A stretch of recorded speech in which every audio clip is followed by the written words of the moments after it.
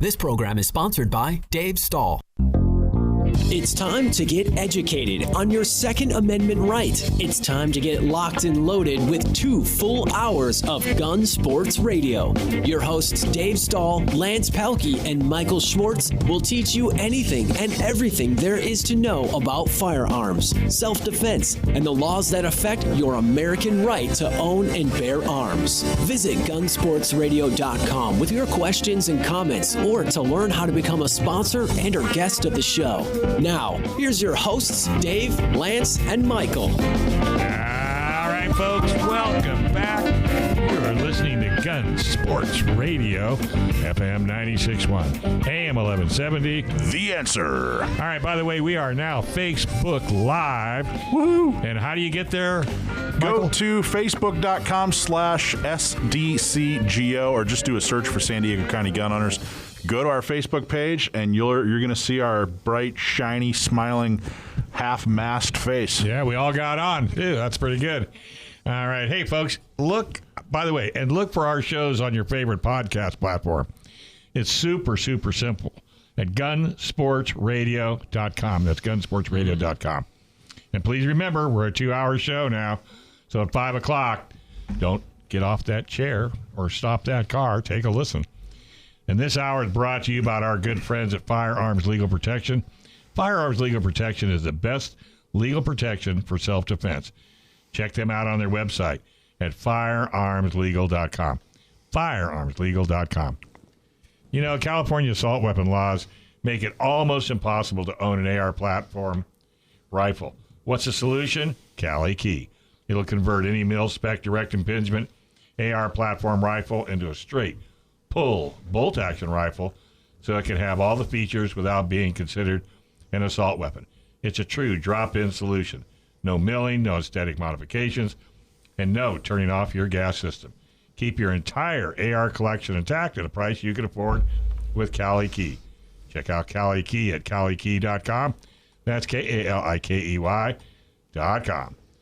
All right, Mr. Schwartz, who have we got for a guest today? What's up? Well, as you all, I don't know if anybody's turned on the news lately, but there's this COVID-19 thing happening. Really? Yeah. I thought you were just being fashionable. So what we're doing is we're trying to get as much information out about it as we can. So we have this week, we have Chris Rodriguez from the Oceanside City Council, who is going to talk to us about what's going on in Oceanside related to COVID-19 and his thoughts and feelings on what's going on statewide and nationwide. Chris, are you there? Hey, how are you guys? Fantastic. Chris Rodriguez, an endorsed San Diego County Gun Owners City Council member in the beautiful city of Oceanside. So happy to have you on. I've been watching some video from you on the dais there at the City Council meetings and watched some of your comments, and I'm extremely interested to have you on the show. First off, tell us what we need to know about Oceanside, what's open, what's closed, what do we need to know, and then let's talk about what your thoughts are with about the response. Absolutely.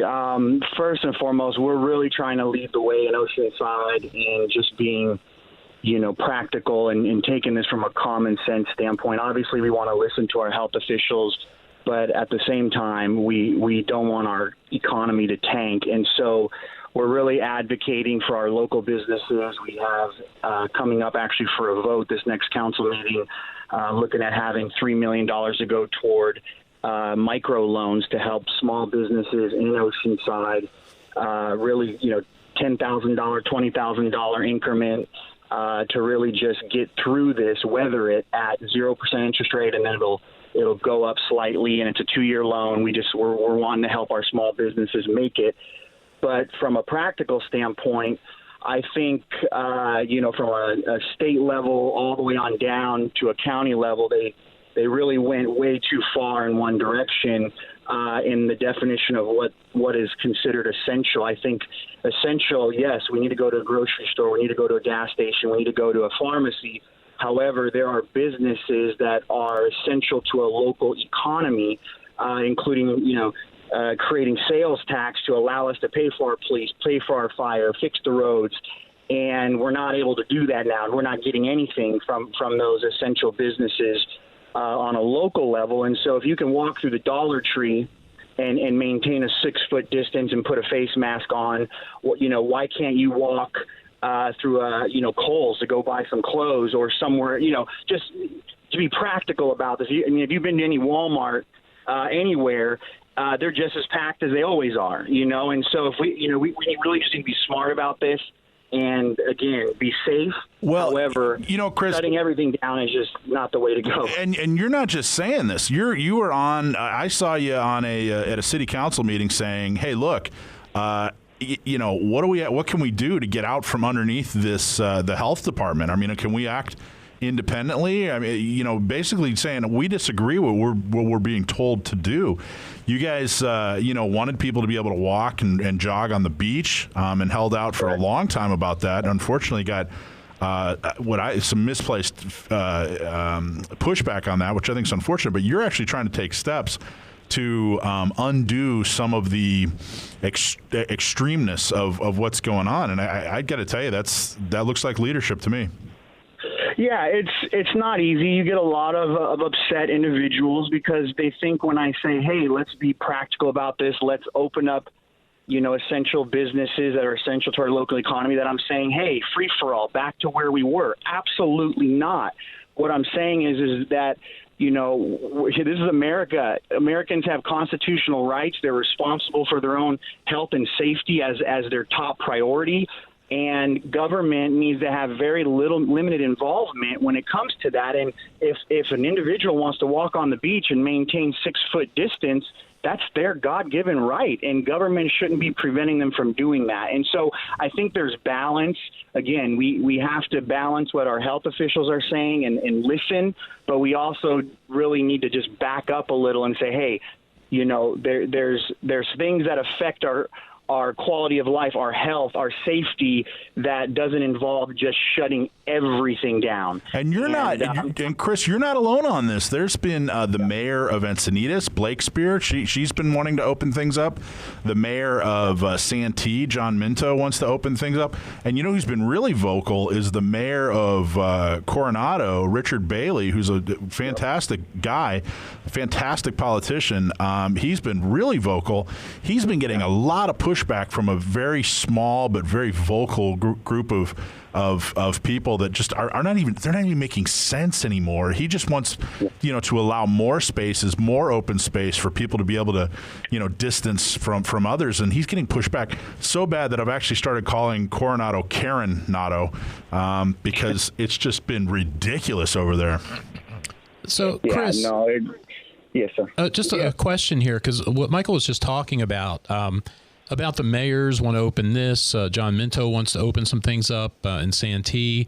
He talked about Encinitas and stuff like that. And how much power do the mayor? I mean, I was under the assumption that this is supposed to be local control, and that the local authorities have some control over what they do or what they don't do.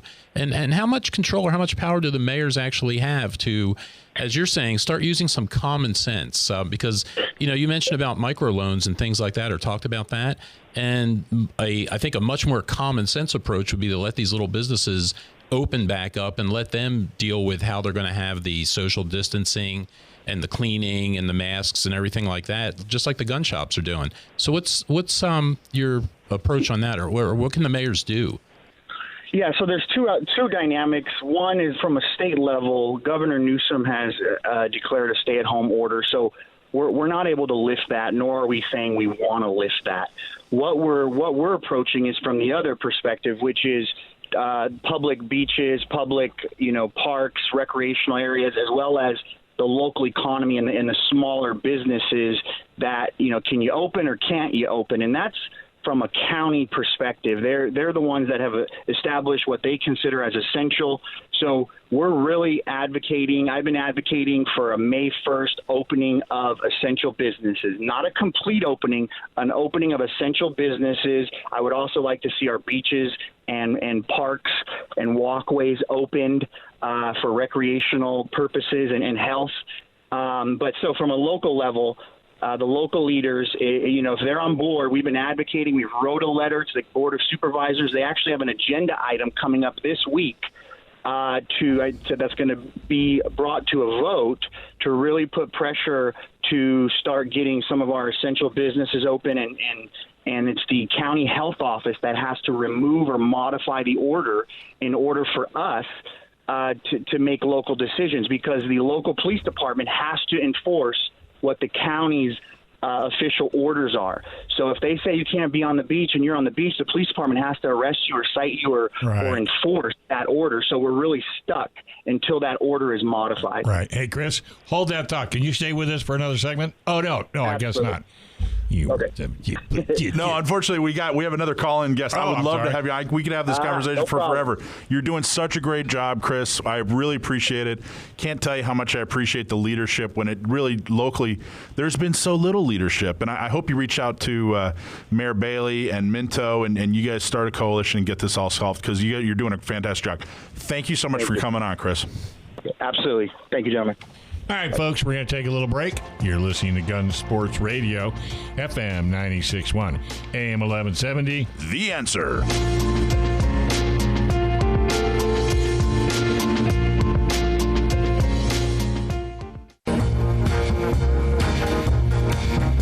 All right, folks, welcome back. You're listening to Gun Sports Radio, FM 96.1, AM 1170. The Answer. Hey, what's the best defense for self-defense on those horrible new red flag laws? Firearms legal protection. Mike, Lance, Joe, and I use them. Firearms legal protection is a legal defense program for lawful gun owners with a 24/7 emergency hotline and plans designed specifically for the firearms owner. Talk to the good folks at Firearms Legal Protection today. That's Firearms Legal Protection at firearmslegal.com. Or you can call them at 469-310-9100. 469-310-9100. Gun owners, be ready with a lawyer in your corner. Hey, the refi bell has been ringing for many days. Home mortgage interest rates have dropped to a historic low.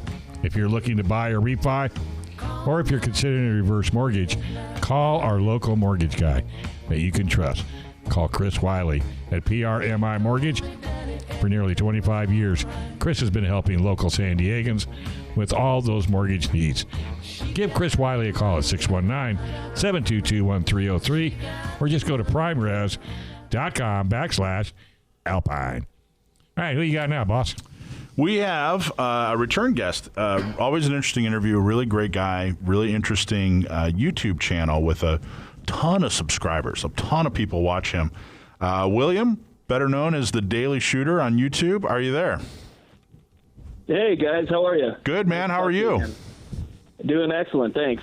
Well, thank you so much for coming on the show. We got you for 2 segments, and I'm really looking forward. There's so many things we could talk about, but I wanted to kick it off with the most recent video you did where you talked about what's going on with COVID-19. You've done a ton of videos on what's going on in California, what's going on across some of the other jurisdictions, regarding COVID-19, the Second Amendment, and things are going on. The LA sheriff and what a horrible job he's doing. But you kind of recapped it most recently in about a 15-minute video where you just kind of put some things into perspective on everything that's going on with the Second Amendment and COVID-19. And I was wondering if you could just recap that and just touch on it a little bit. Yeah, so basically what's going on is it seems like they're using the COVID-19 crisis right now as a crutch to stand on to try and achieve their agenda to disarm the population. And it seems mostly that it's Democrat governors, Democrat-leaning sheriffs, and all these people across the country that are essentially, I guess you could say, they're ignoring the Second Amendment. They're ignoring the Second Amendment over public health. So that seems to be the big issue. Oh, it's a public health issue, so we're going to go ahead and close gun shops. Oh, it's a public health issue. We can't have people close together, so we're going to, stop A, B, and C. So basically, across the country right now, there's governors that are closing gun shops. There's states that are no longer allowing background checks, which, freezes gun shops in a different way. You have LA County sheriffs. You have the Ventura County issue right now where the federal judge says that they're not going to allow Second Amendment stores, FFLs, to be considered essential businesses. So it's a big problem all across the country right now, and the Second Amendment is essentially, like I was saying, being ignored for the sake of public health. And it's not just the usual suspects either. I think, is it Tennessee has stopped doing background checks? Tennessee, yeah, that was a really surprising one. So I have a couple friends that live in Tennessee. They went to their FFL for a pickup, and when they were there was no way to conduct a background check, and the dealer said, sorry, you're going to have to come back when the system is up and running. A couple days later, checked in, and it was still down. They were just not allowing background checks to happen, and so it's kind of sitting in limbo. Both firearms sitting in limbo right now. Which is, I think that might be confusing for people who are listening. Who, it's a federal background check. So how does the state shut that down? But I'm assuming Tennessee has a system that's kind of like California, where they check the federal background check system, but there's a kind of a primary system that they have to go through to do the dealer record of sale. Is that what's going on in Tennessee, or how did Tennessee Correct. accomplish this? So there's different ways to conduct a background check. Some FFLs have point of contact, and different states have point of contact where they actually speak to someone directly that works with their state.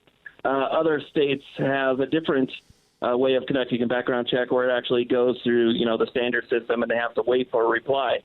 And so in Tennessee, since I don't live in Tennessee, I'm not 100% sure. It looks like in Tennessee they would have to wait for that state system to access the federal system. That's the best guess that I have as to how it works over there. And you're, like us, big fans of Firearms Policy Coalition. I know they've been a fantastic resource for you guys as well, right? Yeah, absolutely. One of the biggest reasons I love the Firearms Policy Coalition is because they take on every fight. You always hear people saying, well, where's the NRA in this? Where's the NRA? You never have to worry about that with the FPC because they're pretty much on everything. They've been really fantastic. They're a great resource. We're actually a plaintiff. San Diego County Gun Owners is a plaintiff in their lawsuit against the assault weapons ban here in California, and I'm so proud to be a part of that, and I'm so proud of Firearms Policy Coalition. I think they do a fantastic job. I'm glad to hear that you guys have a really great relationship with them as well. And it sounds like it happened pretty organically, like it did with us. I mean, they're just a really great resource. It's not like there's some formal agreement. They've just been a really great resource. Yeah, well, the thing is with the FPC is it's grassroots. It's not some huge, major funded organization. They get a lot of their money from people that go and they become members and they donate. And, it's things like that. And so they have I would say, a better connection with the members than some of the other larger organizations do. And their presence online also helps. They have a great Instagram page, and they put out a lot of stuff. And they're not afraid to speak their mind. They're definitely not politically correct. Yeah. So I appreciate that about them, too. And you have a huge presence online. Your YouTube channel, how many subscribers do you have now? Right now, just over 230,000. Wow. Okay, so... And last time you were on, which was, I don't know, maybe about a year ago, you were actually having some problems with YouTube. How's everything been in about the last year or so? Oh, it's been miserable. So I've been demonetized 3 times in the last 8 months now. I've had over 100 videos deleted by YouTube related to firearms. Jeez. I've lost over 600 videos in the last year and a half. It's been terrible. They absolutely hate firearms. So you do your channel. You do like product reviews and educational pieces and that sort of thing. And what's getting deleted? Yeah, so it's typically firearm reviews, magazine reviews, device reviews, mobile devices, things that are related directly to parts for a firearm. It doesn't seem like they're really going after the news videos. I try and put out a pretty good mix of content where, we talk a lot about Second Amendment law, current events, and then I sprinkle in those firearm reviews, builds, AR, stuff like that. But it seems mostly like AR videos, things related to semi-automatic rifles. Now, I'll tell you, there is one thing that I think I disagree with you on, and this is, a lot of times, especially in this day and age, with Facebook and social media, when if you say disagreement, it sounds like we're ready to roll up our sleeves and get into a bar fight. And it doesn't have to be that way. But I think one of the things you were talking about were protests. And I honestly believe that, obviously it's your right to show up and protest. It's written in the Constitution.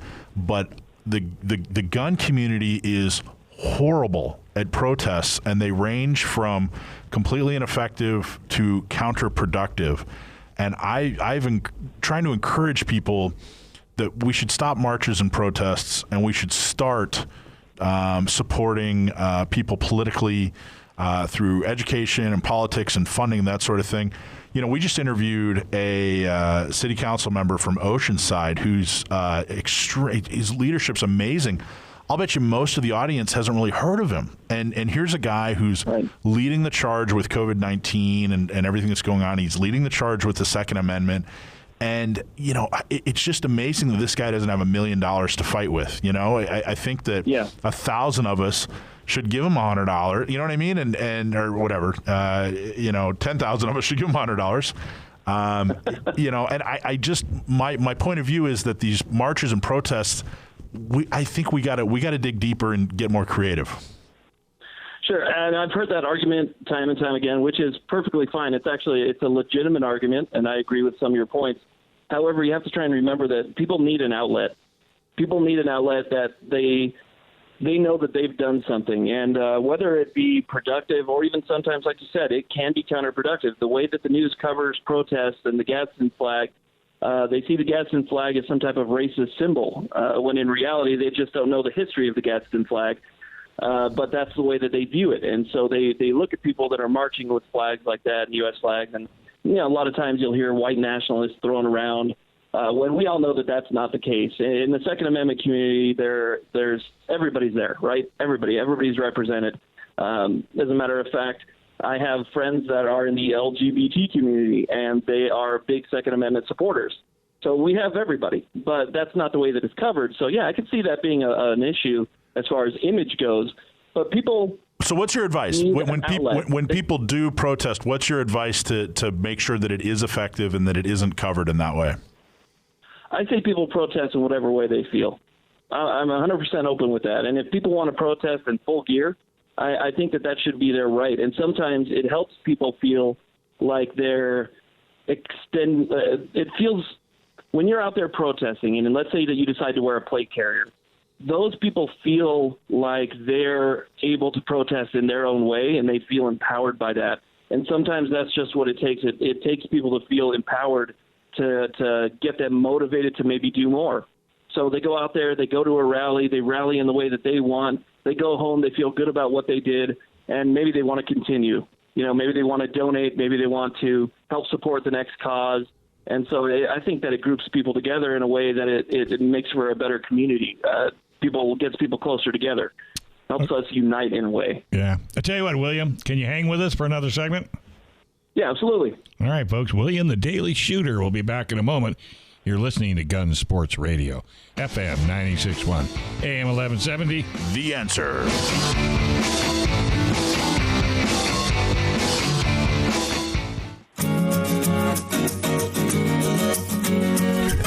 All right, folks, welcome back. You're listening to Gun Sports Radio, FM 96.1, AM 1170. The Answer.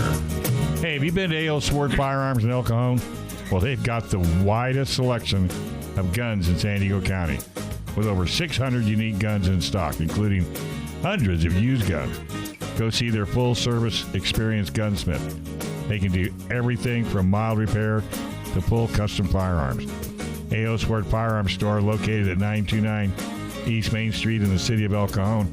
Go to their website at aosword.com or give them a call at 619-749-4867. You can build, buy, or repair.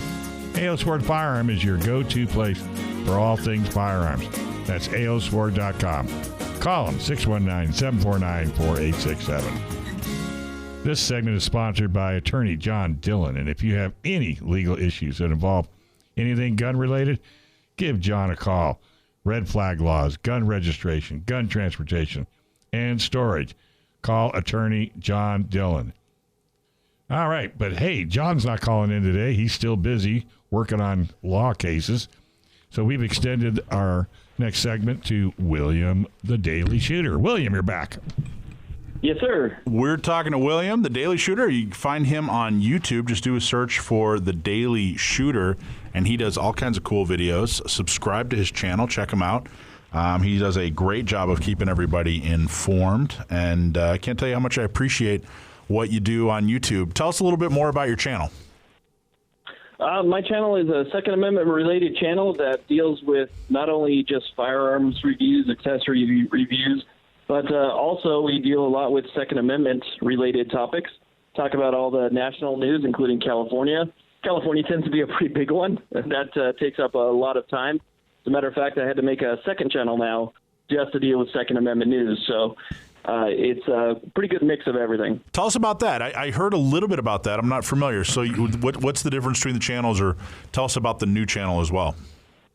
Yeah, so the Daily Shooter really dealt mostly with just California, but with everything that was going on, I decided to expand, made a second channel called Daily's 2A News, and that deals more with the Second Amendment on a national level, including California.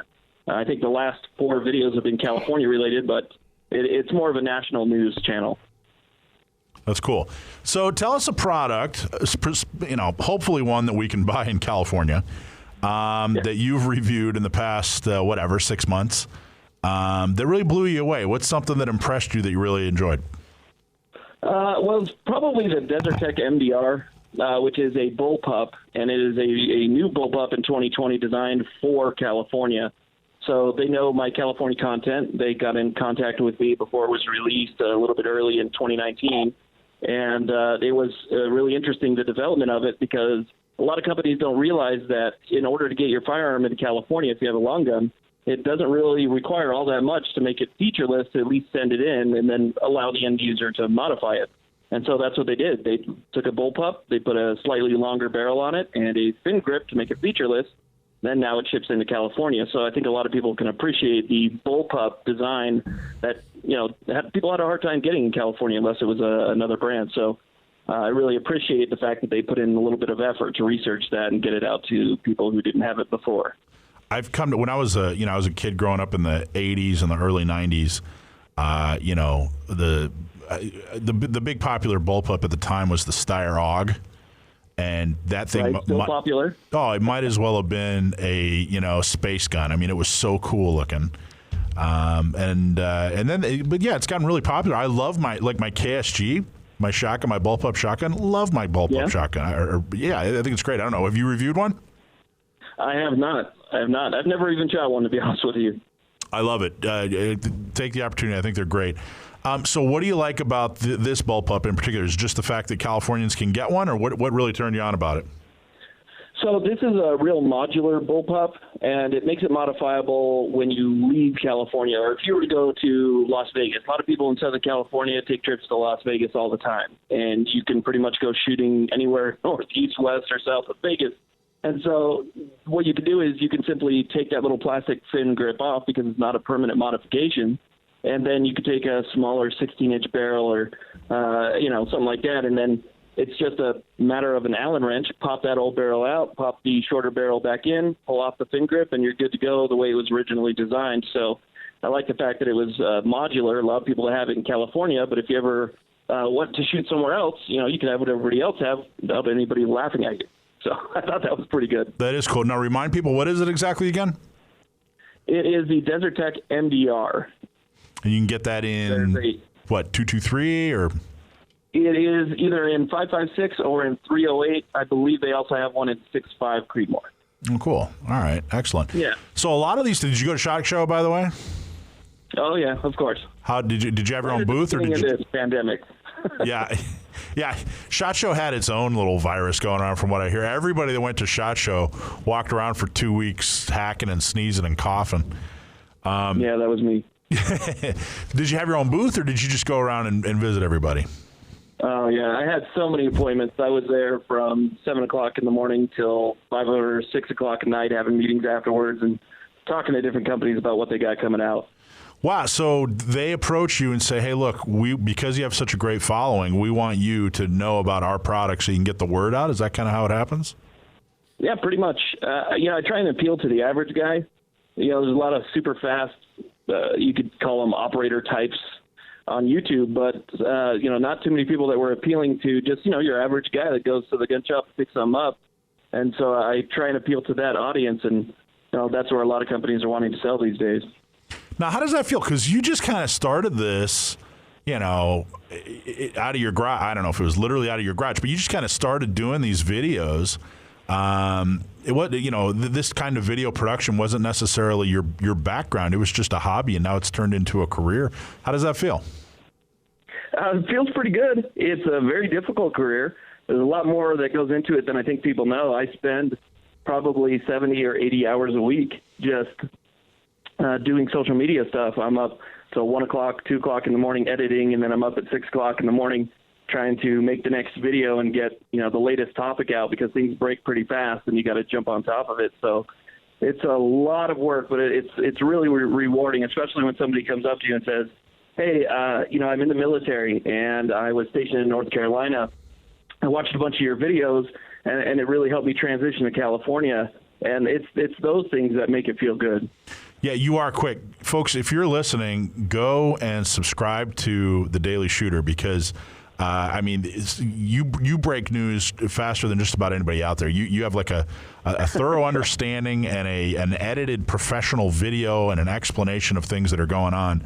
But when most of the rest of us are still scrambling around for information, you do a fantastic job on that, William. I really appreciate it. Thanks, man. I really appreciate it. That case, I also wanted to mention that you're involved with the assault weapons ban in California. We might be getting a decision fairly soon, as a matter of fact. Yeah, tell us about that. You judge panel on the 9th. Tell us a little about that. We were supposed to have a hearing. Bring us up to speed. Right, we had a hearing. Pretend we don't. We had one. We were supposed to have one earlier. Bring us up to speed. Tell us everything we need to know about that. Sure. So the case is Duncan v. Becerra. Javier Becerra is the Attorney General of California, and they were sued over the restrictions through the assault weapons ban in Prop 63. So the lawsuit went its way through courts, through the court system, and then it ended up in the Ninth Circuit, where it was heard by a 3-judge panel. So the entire Ninth Circuit didn't hear it, just a 3-judge panel. That 3-judge panel ended up hearing it via video conference, which I was really surprised about, because the courtrooms were closed. And so they heard the arguments via the video conference, and both sides were represented, Becerra and Duncan. And the lawyers made their case, and then the judges have gone back, and now they're going to be making their decision on the assault weapons ban, whether or not it's constitutional. Well, that's the magazine one, right? That's the magazine ban, the high capacity. Miller, excuse me. Yeah, Miller. Okay, so Miller. Okay, right. Yeah, okay. So the one that we're involved with is Miller. Right now, so they heard it via video. And how long would you anticipate us having to wait for a decision? I was hoping that there would be a decision already. This is something that's been going on for a little bit now. So the arguments were really good, and I thought they were to the point. I honestly thought that the lawyer for the state of California didn't do the best job arguing his case. And it seemed like at least two of the three judges were on our side, so I expected it to come back pretty quick. The fact that it's taking a little bit longer means that they're weighing the position a little bit more. So I'm not as optimistic as I was before, but I still think we have a fairly good shot at winning this one. But I would say, keep on top of it over the next couple weeks. So what do you think? We had, the Duncan case on magazines. We had Freedom Week for a week where you could buy normal capacity magazines or, that sort of thing. What do you think if it does come, what do you think the most likely case scenario is if they do come back with a positive decision? If you had to guess and look into a crystal ball, what would you say? In terms of the decision being finalized, or whether or not it goes up further to the Supreme Court? Well, what do you think the most likely scenario is? Do you think that they'll just completely get rid of the assault weapons ban and then we're all back to normal, or do you think that we'll get a Freedom Week, 2.0, or what do you if you had to put your money down, what do you think the result's going to be? I think we're getting a Freedom Week 2.0. That's my personal opinion, and the reason that I think that is because Judge Benitez, who put out the original opinion on it, he used a lot of arguments that were so solid and really leaned on a lot of Supreme Court precedent that it was really hard to argue against what he said, in his opinion. And I think that as long as they at least acknowledged the fact that he had that opinion, and they used a lot of the words that were used by Scalia, in his opinion. Yeah, for the Heller versus D.C. case. In Heller, right. I think that as long as they look at Heller and as long as they look at Benitez's opinion, then I think that we have a pretty good chance of winning that one. All right, so what would you like to see all of us here in San Diego do? We got about a minute and a half here. What would you like us all to do? We find you on YouTube and subscribe to your channel. I know that's number one. But what else would you like to see us all do? Well, here's the thing. Everybody's looking for a way to stand up for your Second Amendment rights. So for whatever group you decide to go with, it doesn't matter which group you decide, but whatever Second Amendment group that you can support it. Because we're not lawyers. We're just regular people. We can't go into court and present our case and speak all these legal terms. We don't understand that stuff. So support the people that do understand that stuff, that go in and fight on our behalf. That's probably the best thing that you can do for the Second Amendment. Just like you were saying with rallies. Rallies can cause a little bit of problems sometimes. So if you're worried about that, support your local gun group. That's the best thing that you can do. They're the ones that are out there fighting for us every single day. Excellent. Well, thank you so much for all that you do. Do you have a website, too? DailyShooter.com. Yes, sir. Thank you. Yeah, DailyShooter.com. Find them on YouTube. Thank you so much for all you do. Appreciate your time. Stay safe and keep the good work up. Thanks, buddy. Excellent show. Have a great day. Thank you, buddy. We appreciate it. All right, we're going to take a quick break. When we come back, a whole lot more right here on FM 96.1, AM 1170. The Answer.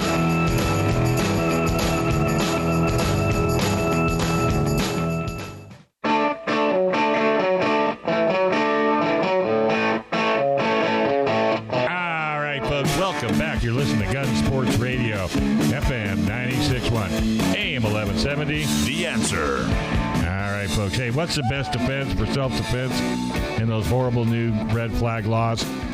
Firearms legal protection. Mike Lance, Joe, and I use them. Firearms legal protection is a legal defense program for lawful gun owners. With a 24/7 emergency hotline and plans designed specifically for the firearms owner, talk to the good folks at Firearms Legal Protection today. That's Firearms Legal Protection at firearmslegal.com or call them at 469-310-9100. 469-310-9100. Gun owners, be ready with a lawyer in your corner. This segment is brought to you by The Gun Range San Diego, 7853 Balboa Avenue in San Diego. They're still open 10 to 10, 7 days a week. 858-573-1911. You can go to thegunrangesandiego.com. Find out anything and everything they're doing. That's thegunrangesandiego.com. Well, normally we have either Casey or Jason on the line, but they have not called in as yet, so they're probably pretty busy at the gun range because everybody and their brother is trying to buy a gun right now. Well, I don't blame them. No, I don't blame them either. I don't blame them either, not even the least. So, all right. Well, why don't we talk about this? So there's a California bill that is making its way through. So as we all know, you can't buy a bunch of different pistols because of the safe handgun roster, right? We all know that. Right. And the reason you can't get on the safe handgun roster is because they want you to microstamp, which this complicated serial number onto the casing, and that technology literally doesn't exist. Yeah, but they want it anyway. They want it anyway. So there is somebody in the assembly in the San Francisco area who says, look, we want gun manufacturers to comply with this. If it's impossible for them to comply with it, let's see if we can make it possible. So rather than this complicated serial number, maybe they can just stamp, like a shape or some other kind of. They're basically trying to make it a branding. Yeah, some kind of branding, something possible. Well, why doesn't the shooter just leave a business card?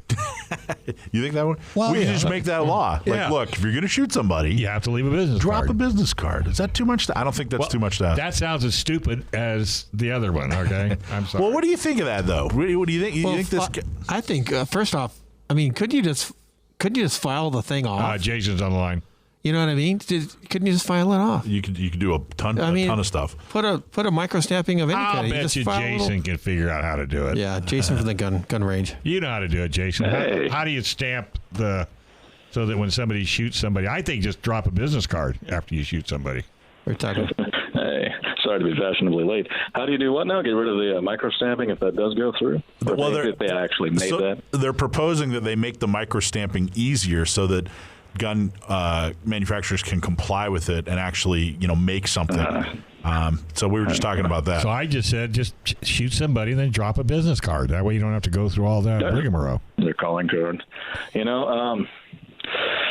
It would, the kind of thing, it does exist in other machinery. It's basically like an electro stencil kind of thing. A lot of people say the technology doesn't exist. That's not true. It does exist, just nobody's built it because it would be unreasonably expensive to do it.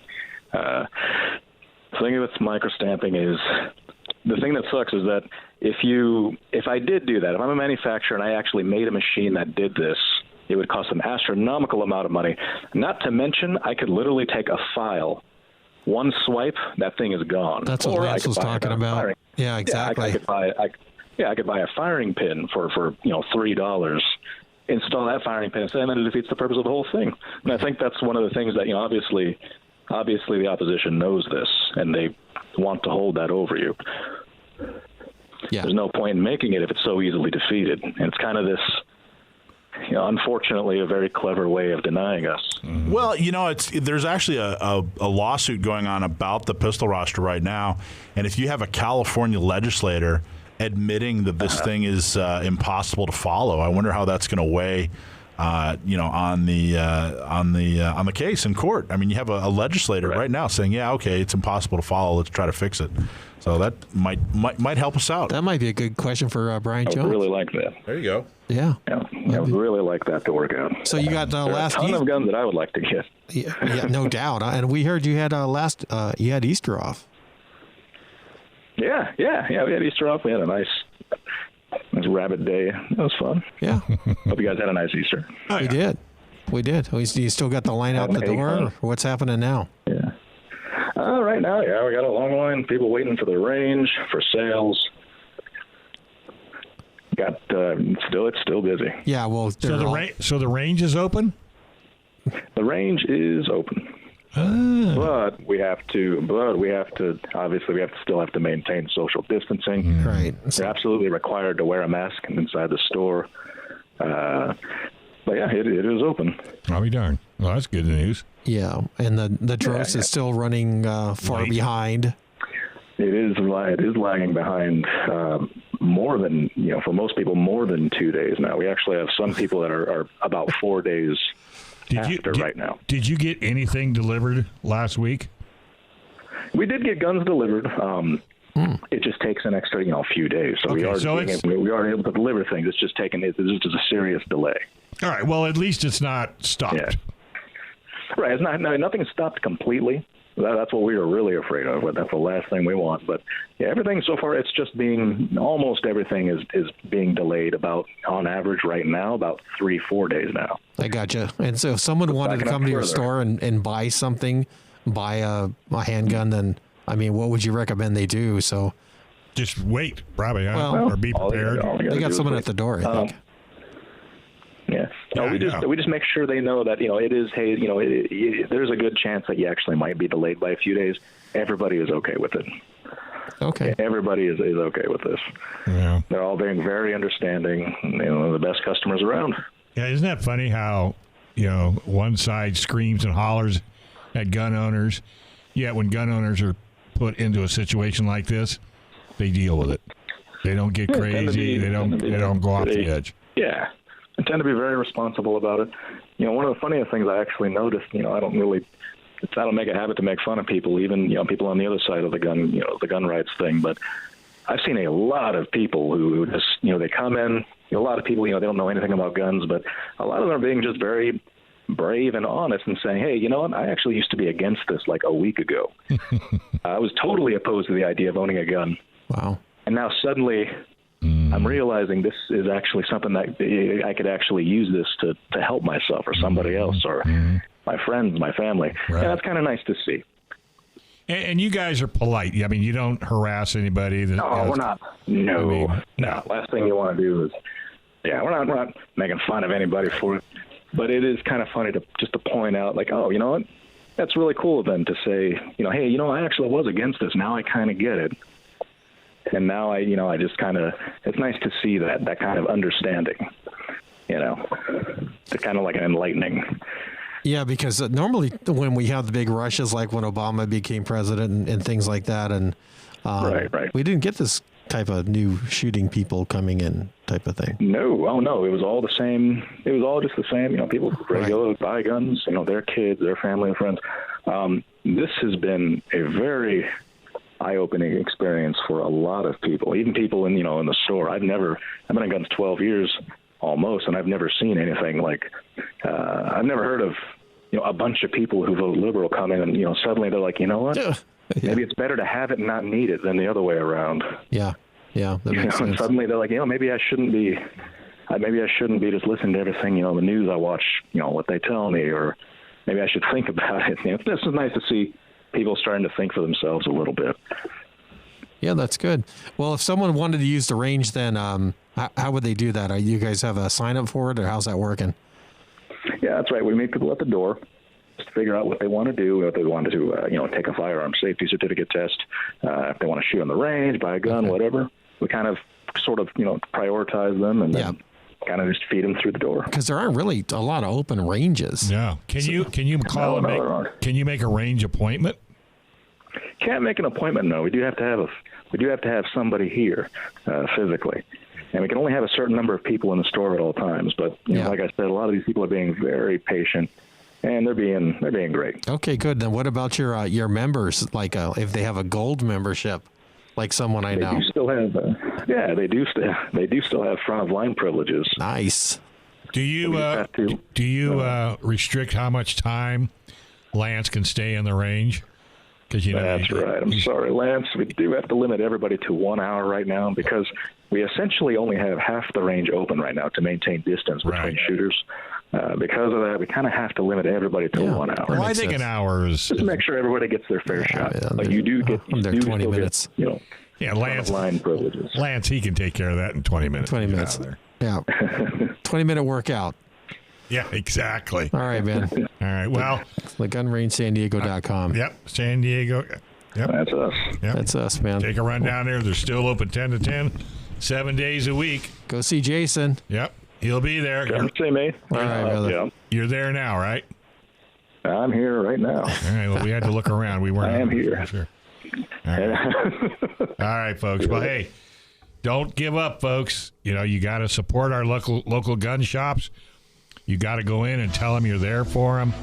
And I just got a text from somebody that has a AK-47, and they don't know where they got it, but they want to know if that's going to be good for home defense. She will come down and see you. Be ready. Yeah. I like her already. FM 96.1, AM 1170. The Answer.